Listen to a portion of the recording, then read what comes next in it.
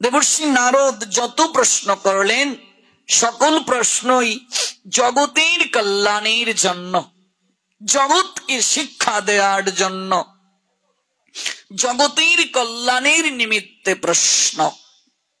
যে প্রশ্ন দ্বারা জগতের কল্যাণ সাধিত হয়। দেবর্ষি নারদ বলছেন, হে ব্রহ্মদেব, দেবতাগণের মধ্যে শ্রেষ্ঠ কোন জন? আর মাস সকলের মাঝে শ্রেষ্ঠ কোন মাস? আর তীর্থ সকলের মাঝে শ্রেষ্ঠ তীর্থ কোনটি? তিনটা প্রশ্ন করলেন। দেবতার মাঝে শ্রেষ্ঠ কে?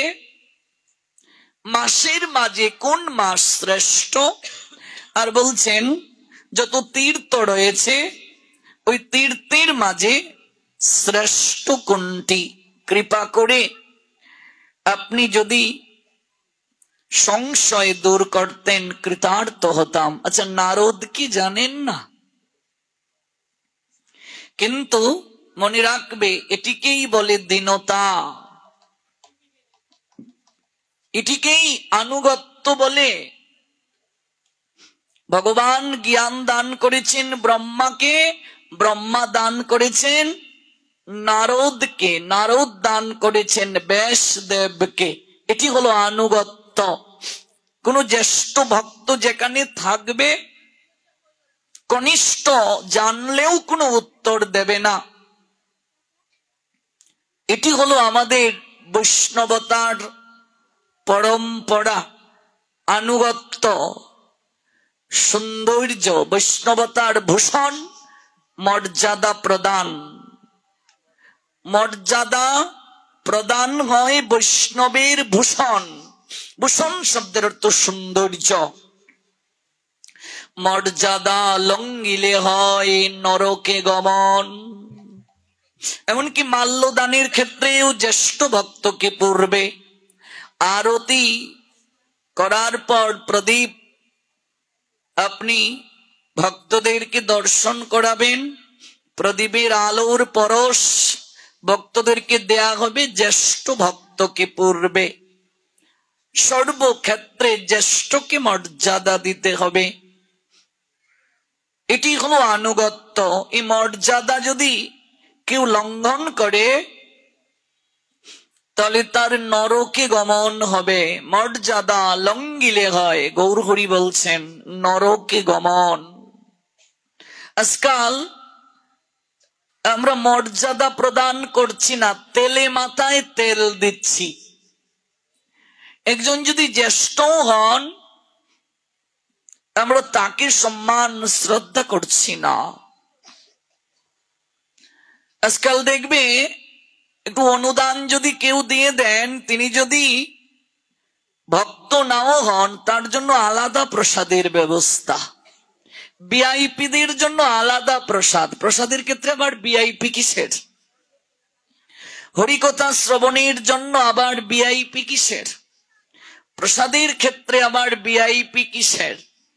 এই একটা জায়গা যেখানে সবাই সমান, এখানে তারতম্য নেই, এখানে কোনো বিচার নেই। গৌরহরির সিদ্ধান্ত মর্যাদা প্রদান করো, এটি বৈষ্ণবতার ভূষণ। এটিকে লঙ্ঘন করা যাবে না। লঙ্ঘন করলে নরকে গমন হবে। তাহলে জ্যেষ্ঠ নির্বাচন হবে কি করে? আমার থেকে একদিন পূর্বেও যদি কেউ ভক্তি জীবনে আসে, সে আমার থেকে জ্যেষ্ঠ। বয়সে ছোট হলেও সে ভক্তি জীবনে জ্যেষ্ঠ। আমার থেকে পূর্বে যদি কেউ সংসার ত্যাগ করে, সে আমার থেকে জ্যেষ্ঠ। সরগোস্বামী পাদের অন্যতম গোস্বামী রূপ সনাতন এবং জীব গোস্বামী, তিনজনই একই পরিবারের। সনাতন হলেন বড়, সনাতন বড় ভাই। এরপর হলেন রূপ, তাদের পারিবারিক নাম অমর, সন্তোষ দুজনের নাম। হুসেন শাহের আমলে আজ থেকে 500 বছর পূর্বে একজন ছিলেন অর্থমন্ত্রী, একজন ছিলেন প্রধানমন্ত্রী। হুসেন শাহের আমলে 500 বছর আগে একজন বাংলার প্রধানমন্ত্রী, একজন বাংলার অর্থমন্ত্রী। হুসেন শাহ তাদের নাম দিলেন দবির খাস আর শাকর মল্লিক। তাদের আরেকজন ভাই ছিলেন যার নাম অনুপম গোস্বামী। ওই অনুপমের পুত্র হলেন জীব গোস্বামী। ওই রূপ সনাতনীর মাঝে, রূপ বয়সে ছোট, কিন্তু তিনি সংসার ত্যাগ করেছিলেন সনাতনীর পূর্বে। এই জন্য বৈষ্ণব সমাজে সনাতনীর নাম আগে নেওয়া হয় না। আগে কার নাম নেওয়া হয়? রূপের নাম। শ্রীরূপ শ্রী সনাতন। বয়সে কিন্তু সনাতন বড়, এবং শিক্ষা গুরু তিনি, গুরু মাতা, গুরু পিতা, গুরু জ্যেষ্ঠ ভাই, কিন্তু ভক্তির ভুবনে রূপ বড়। বয়স দ্বারা এই পথ নির্ধারণ হয় না। আমি আগে এসে ঘাটে রইলাম বসে, সে যে পিছে এসে আগে গেল, আমি রইলাম বসে। শুধু বয়সে বড় হলে হবে? ভজনে বড় হতে হবে। ভজনটাই মুখ্য। দেখুন আনুগত্য।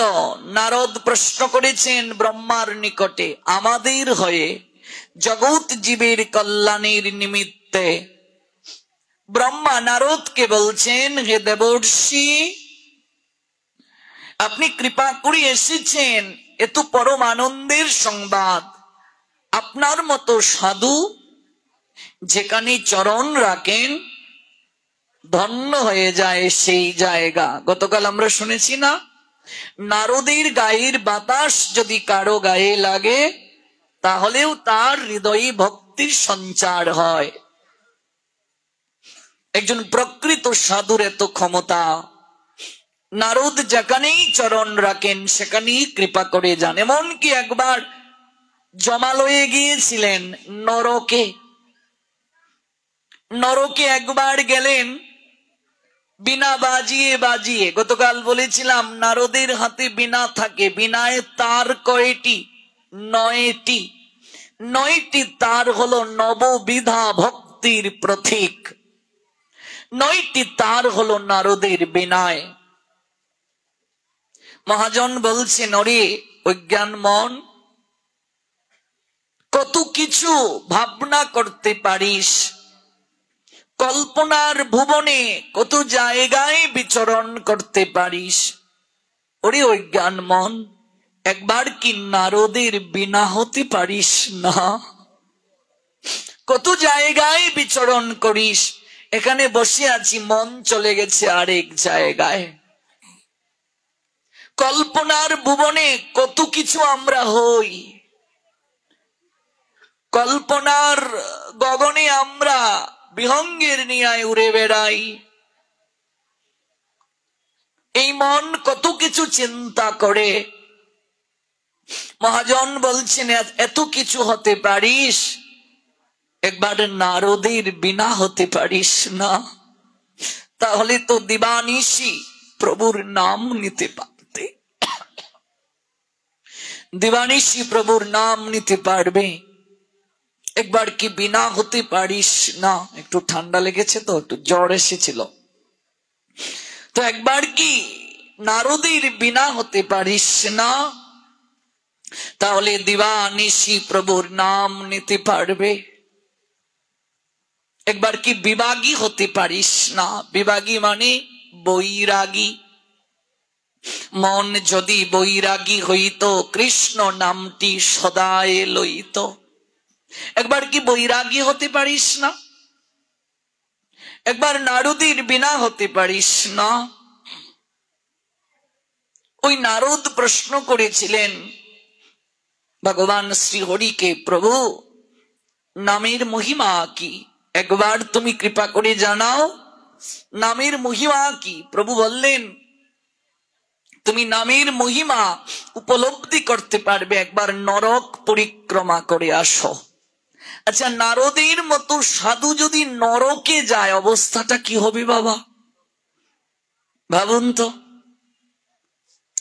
প্রভুর আদেশে নারদ গমন করলেন নরকে। ধর্মরাজ যম বলছেন, আহা, এ তো পরম সৌভাগ্য, আমি পাপীদেরকে নিয়ে লীলা খেলা করি, এটা তো পাপীদের আস্তানা, এখানে তো বৈষ্ণব দর্শনের সুযোগ হয় না। হে দেবর্ষি, আপনার মতো পরম বৈষ্ণব এই নরকে চরণ রাখলেন, এ তো পরম সৌভাগ্য। সাধু যেখানেই যান মনে রাখবে কিছু না কিছু কল্যাণ করেই যান। সাধু যেখানে চরণ রাখেন, রাত যাপন করেন, যে গৃহে যান সেই গৃহের কল্যাণ হবেই হবে।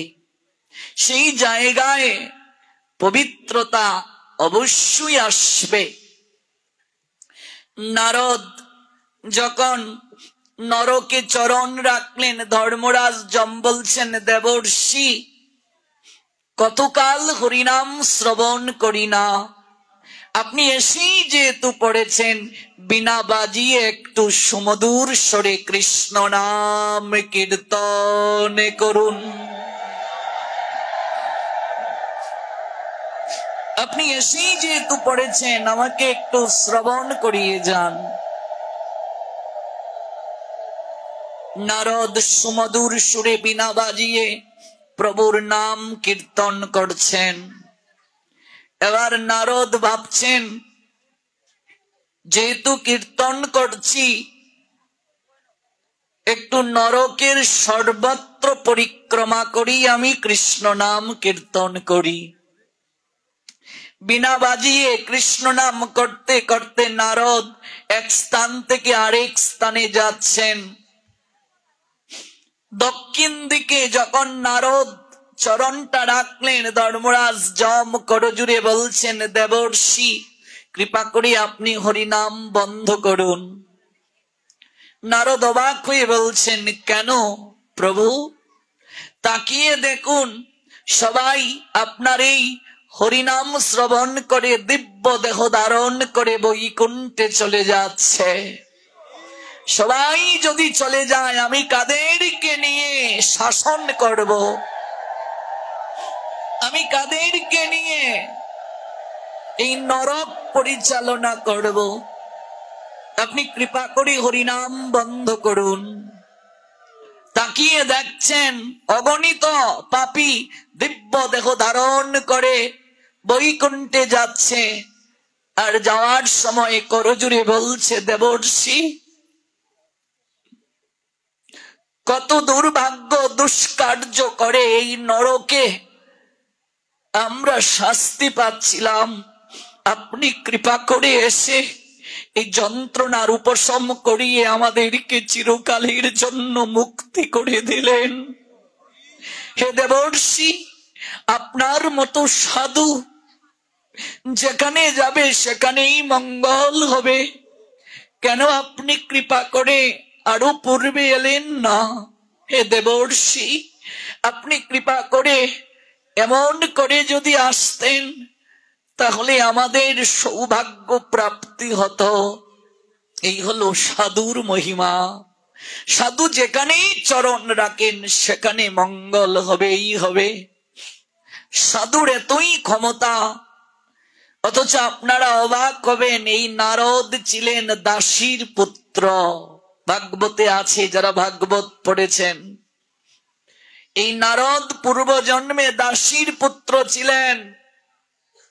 কেবল মাত্র চাতুর্মাস্য ব্রতে সাধুদের সেবা করার কারণে সাধু কৃপায় দাসীর পুত্র থেকে দেবর্ষি নারদ হলেন।